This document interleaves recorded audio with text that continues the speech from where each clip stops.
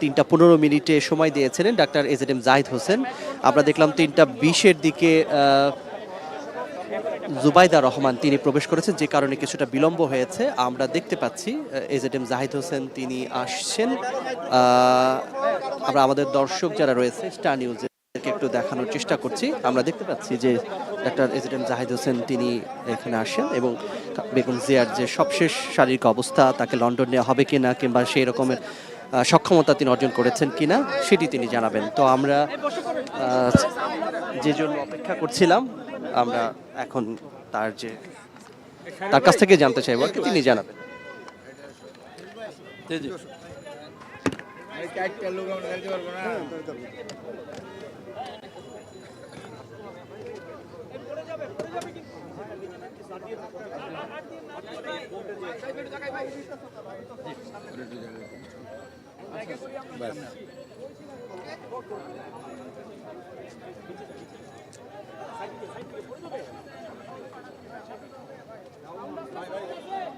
একটু জোরে বলবেন প্লিজ, পেছনেও আছে। বলবে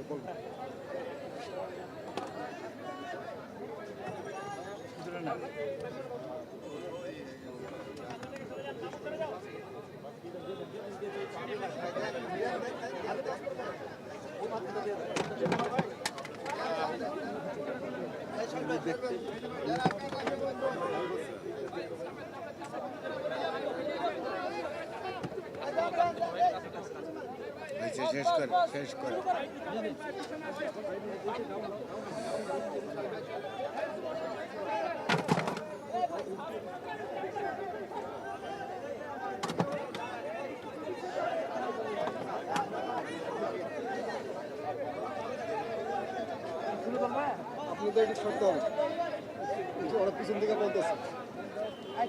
বিসমিল্লাহির রহমানির রহিম।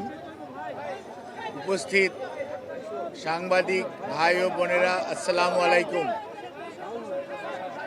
বাংলাদেশ জাতীয়তাবাদী দলের চেয়ারপারসন দেশনেত্রী বেগম খালেদা জিয়া অসুস্থ অবস্থায় এবার কেয়ার হসপিটালে চিকিৎসাধীন আছেন। গত 23শে নভেম্বর দিবাগত রাত্র থেকে আজ 6ই ডিসেম্বর আমরা ওই দিন প্রেস ব্রিফিংয়ে আপনাদেরকে বলেছিলাম যে মেডিকেল বোর্ডের পরামর্শক্রমে আমরা হয়তো ওনাকে দেশের বাইরে নিয়ে যাওয়ার জন্য সর্বোচ্চ পর্যায়ের চেষ্টা অব্যাহত রেখেছিলাম, কিন্তু ওনার যে এয়ার অ্যাম্বুলেন্স যেটি কাতার এর আমিরের পাঠানোর জন্য যিনি উদ্যোগ নিয়েছেন, সেই এয়ার অ্যাম্বুলেন্সের কারিগরি ত্রুটির কারণে ওটাও যেমন আসতে পারে না, এটা সত্যি কথা। অন্যদিকে মেডিকেল বোর্ডের সদস্যগণ জরুরিভাবে মেডিকেল বোর্ডের সভা করে এবং একসাথে বসে সিদ্ধান্ত নিয়েছিল যে ওই মুহূর্তে ওনার ফ্লাই করার সঠিক হবে না। সেজন্যই আমরা ওনার যে বিদেশ নেওয়ার যে বিষয়টি সেটি কিছুটা বিলম্বিত হচ্ছে এবং ভবিষ্যতে হয়তো শারীরিক অবস্থাই বলে দিবে যে ওনাকে কখন বিদেশে চিকিৎসার জন্য নিয়ে যাবে অথবা নিয়ে যাওয়া হবে।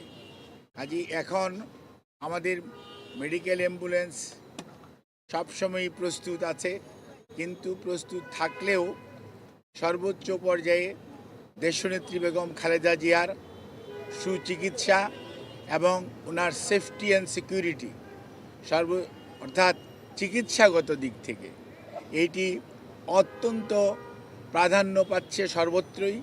এবং আমাদের যে মেডিকেল বোর্ডের সম্মানিত সদস্যরা ইউকে এবং আমেরিকা থেকে এবং বাংলাদেশ থেকে যারা অংশগ্রহণ করছেন, এবং সুদূর চায়না থেকেও, সবাই কিন্তু ওনার ফিজিক্যাল কন্ডিশনের উপর সবচেয়ে বেশি গুরুত্ব দিচ্ছে। এবং আমরা মনে করি আমরা সবাই, দেশের সকল মানুষ ওনার সুস্থতা চায়, চিকিৎসকরা চায়, দেশের আবাল বৃদ্ধ বনিতা সকল ধর্মের সকল রাজনৈতিক মতাদর্শের মানুষরা চায়।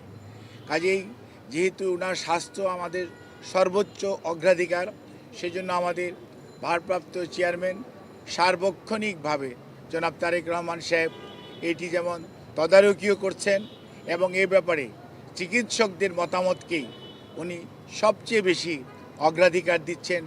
দলও সেই অনুযায়ী অগ্রাধিকার দিচ্ছে, কারণ সবচেয়ে বড় কথা মনে রাখতে হবে যে মেডিকেল বোর্ডের সদস্যরা বিগত 6 বৎসর যাবৎ ওনাকে বিভিন্ন সময় যে সেবা দিয়ে এসছেন, প্রতিকূল পরিস্থিতিতেও। আজকে হয়তো পরিস্থিতি কিছুটা বদলেছে, কিন্তু আপনারা সবাই সাক্ষী কি অবস্থার মধ্যে দিয়ে আমাদেরকে বিগত 6টি বৎসর পার করতে হয়েছে। কাজে এই অবস্থার মধ্যে মেডিকেল বোর্ডের সদস্যরা অত্যন্ত দৃঢ়তার সঙ্গে এবং অত্যন্ত professionally they are handling the matter.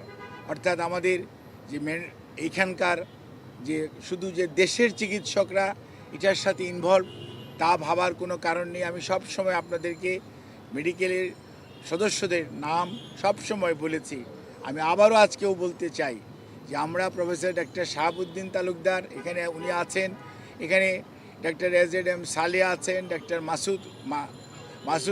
Masum Kamal আছেন এবং ডক্টর জিয়াউল হক আছেন, ডক্টর জাফর ইকবাল আছেন এবং সেই সাথে আমাদের ব্রিগেডিয়ার সাইফুল ইসলাম আছেন এবং এর বাইরেও ডক্টর শিজান অর্থাৎ লুৎফুল আজিজ উনিও আছেন, professor AQM Mohsin, professor doctor Shamsul Arefin এবং ওনার প্রধান চিকিৎসক ডক্টর ফখরুদ্দিন মোহাম্মদ সিদ্দিকী এবং doctor professor doctor Nuruddin Ahmad, ইনারা বাংলাদেশ থেকে আছেন। এর বাইরেও সব সময় ওনার চিকিৎসার ব্যাপারে জন পেট্রিক কেনেডি এবং জেনিফার ক্রস এবং প্রফেসর গোল্ডস্টোন, এই 3 জন লন্ডন ক্লিনিকের চিকিৎসক এবং প্রফেসর ডক্টর রিচার্ড, উনি হচ্ছে লন্ডন ব্রিজ হসপিটাল অর্থাৎ আপনার কিংস কলেজের উনি প্রফেসর, উনি আছেন।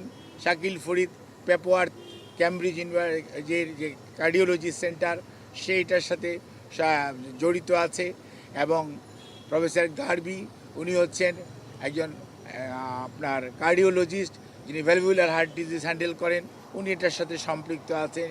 এবং ইউএসএ থেকে প্রফেসর হাবিবুর রহমান লুলু এবং professor John Hamilton, professor doctor Hamid Rao, professor doctor Rafiquddin Ahmed, professor doctor Jorjis, ইনারা কিন্তু ওনার চিকিৎসার সাথে সম্পৃক্ত আছেন। কাজেই সব সময় এই চিকিৎসার সমন্বয়ের জন্য ডক্টর জুবাইদা রহমান উনি আগে লন্ডনে ছিলেন, গতকালকে উনি এসছেন এবং উনিও সার্বক্ষণিকভাবে এই চিকিৎসা মেডিকেল বোর্ডের সকাল বিকাল যে মেডিকেল বোর্ড বসে পরামর্শ করে সেই সমস্ত বিষয়ে উনি অংশগ্রহণ করেন এবং সার্বিকভাবে ওনার পরিবারের সদস্যদের মধ্যে বিশেষ করে সৈয়দা শামেলা রহমান এবং শামীম ইস্কান্দার সাহেব সহ পরিবারের সদস্যরাও এই মেডিকেল বোর্ডের সভা বসার পরবর্তীতে তাদেরকেও এবং আমাদের ভারপ্রাপ্ত চেয়ারম্যান জনাব তারেক রহমান সাহেবকে, আমাদের দলের মহাসচিব মির্জা ফখরুল ইসলাম আলমগীর সহ দলের সর্বোচ্চ পর্যায়ে নেতৃবৃন্দকে যথাযথভাবে অবহিত করে রাখা হয়েছে। কাজে ওনার চিকিৎসার ব্যাপারে বিভিন্ন ধরনের সোশ্যাল মিডিয়াতে, আমি তো সোশ্যাল মিডিয়া দেখার সুযোগ হয় না, আমি দেখিও না, কিন্তু কোনো সময় অনেক গুজব শোনা যাচ্ছে বা অনেকে বেড়ায়।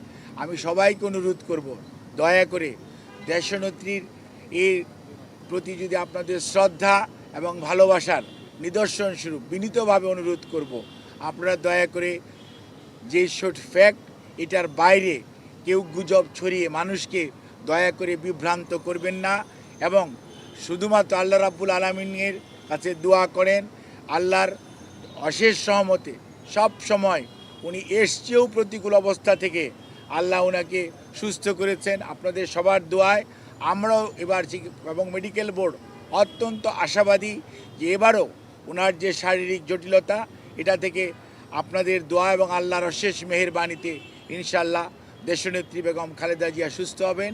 আর বিদেশে যাওয়ার ব্যাপারে আমাদের সর্বোচ্চ প্রস্তুতি রয়েছে। যখনই ওনাকে বিদেশ নেওয়ার জন্য মেডিকেল বোর্ড যথোপযুক্তভাবে তৈরি মনে করবেন, শারীরিকভাবে মনে হবে যে ওনাকে সেফলি ট্রান্সফার করা যাবে, কারণ মনে রাখতে হবে 12 থেকে 14 ঘন্টা যখন আপনি এয়ার ফ্লাই করবেন, তখন যে হাই অল্টিটিউডে মানুষের শারীরিক যে পরিবর্তন হয় সেটির সাথে খাপ খাওয়ানো একজন অসুস্থ মানুষের পক্ষে সব সময় সম্ভব হয় না। কাজে এই জিনিসটি খেয়াল রেখে আপনারা দয়া করে বিভ্রান্ত হবেন না, দয়া করে কেউ বিভ্রান্তি ছড়ানোর চেষ্টা করবেন না। সর্বোচ্চ পর্যায়ে কাতার গভর্নমেন্ট এবং আমাদের যে অন্তর্বর্তীকালীন সরকার সর্বোচ্চ পর্যায়ে সহযোগিতা আমাদেরকে করছেন এবং তারা ওনাদের বিদেশে নেওয়ার ব্যাপারে ওনাদের যে সহযোগিতা অব্যাহত রেখেছেন। বাট ওনার শারীরিক সুস্থতা এবং চিকিৎসা মেডিকেল বোর্ডের যখন পরামর্শ হবে তখনই ইনশাআল্লাহ ওনাকে বিদেশে নিয়ে যাওয়ার হবে। তবে সবার আগে মনে রাখতে হবে ওনার চিকিৎসাটাই সর্বোচ্চ প্রাধান্য পাবে। সেই জন্যই ওনাকে চিকিৎসার জন্যই এখানকার হাসপাতালের কর্তৃপক্ষ এবং সেই সাথে কর্মরত সকল পর্যায়ের স্টাফস যারা ওনার চিকিৎসার সাথে সম্পৃক্ত, যারা চিকিৎসার সাথে সম্পৃক্ত না, সবাই সহযোগিতা করছেন। সর্বোচ্চ পর্যায়ে হাসপাতালে ভর্তিকৃত অনেক রুগী এবং রুগীর আত্মীয় স্বজন আমাদের অনেক আবেগপ্রবণ আমাদের সহকর্মীদের কারণে হয়তো অনেকভাবে বাধাগ্রস্ত হচ্ছেন। সেজন্য আমরা আপনাদের কাছে যারা একটু মনে কষ্ট পাচ্ছেন তাদের কাছে আমরা ক্ষমা প্রার্থী, আপনাদের সহযোগিতা চাই এবং সর্বোচ্চ পর্যায়ে আপনাদের সহযোগিতা ছাড়া আমরা সত্যিকার অর্থে ওনার চিকিৎসা কার্যক্রম অব্যাহত রাখা কষ্ট হবে।